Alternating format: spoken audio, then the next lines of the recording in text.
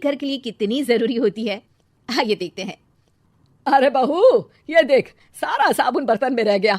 ये नौकरानी कोई काम नहीं करती, गंदा काम करके चली जाती है और ढेर सारा पैसा ले जाती है। अरे मम्मी जी, उसने तो साफ किया ही था। मेरे ही हाथ से इस ग्लास में सर्फ गिर गया था। अरे बस कर झूठी, उसे बचाने के लिए सारी जुगत लगा ले, लेकिन मैं तो इसे निकाल कर ही रहूंगी। हमारे जमाने में ना कोई नौकरानी थी और ना ही ये चिकने बर्तन। चूल्हे के जले बर्तनों को राख रगड़ कर साफ किया करती थी मैं। अरे माँ जी, मैं कहाँ बचा रही हूँ उसे। और वैसे भी आजकल नौकरानी जरूरत नहीं, स्टेटस सिंबल बन गया है। अब आप बताओ, मैं मुन्ना को नीचे घुमाने ले जाऊं तो लोगों से क्या बोलूं? झाड़ू पोछा खुद लगा रही हूँ। लोग सीधा यही पूछते हैं कि कौन सी नौकरानी काम कर रही है तेरे घर पर। अरे बस कर, ये भी कोई बात होती है? मम्मी जी, आप नहीं समझेंगी। शाम को नौकरानी घर आकर काम कर ही रही होती है कि सास को कहती है, माँ जी एक बात बोलूं, बुरा न मानना।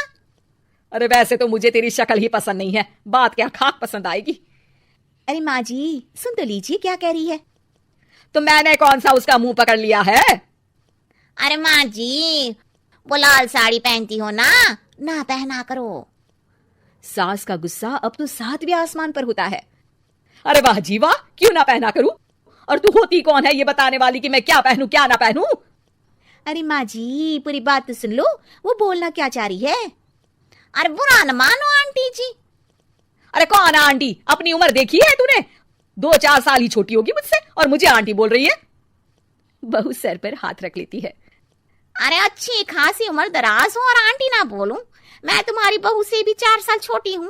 क्यों दीदी? बोलती भी क्या, एक तरफ सास यानी पति की माँ, तो दूसरी तरफ नौकरानी जिसके बिना घर का काम नहीं चल सकता।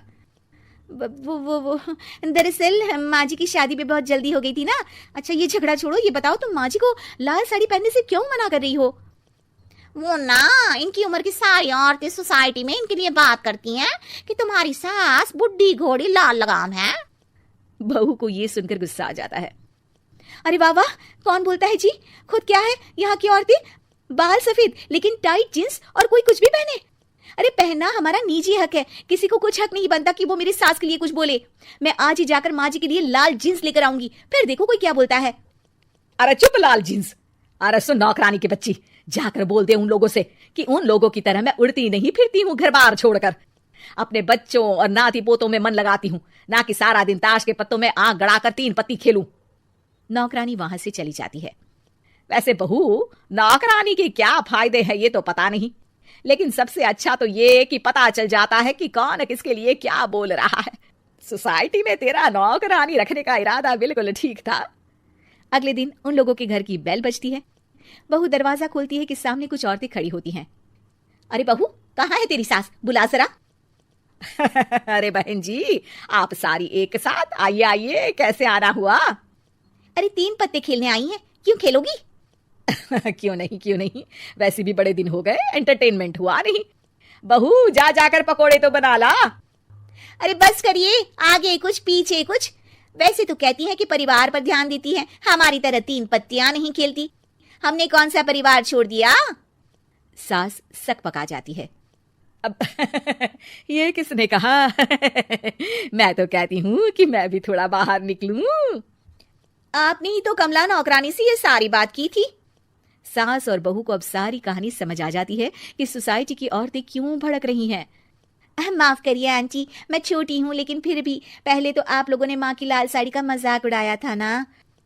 हाँ उड़ाया था, लेकिन उससे पहले तो तुम लोगों ने हमारी जींस के बारे में बात की थी। अरे क्यों ना पहने हम जींस, तुम्हारे पैसों की थोड़ी ना है। सास और बहू सर पकड़कर बैठ जाती है। देखा बहू, ये खेल कर गई तेरी नौकरानी, यहाँ की बात वहां तो वहां की बात यहाँ। दोनों किसी तरह औरतों को समझा बुझाकर घर भेजती है और कसम खाती है कि नौकरानी को नौकरानी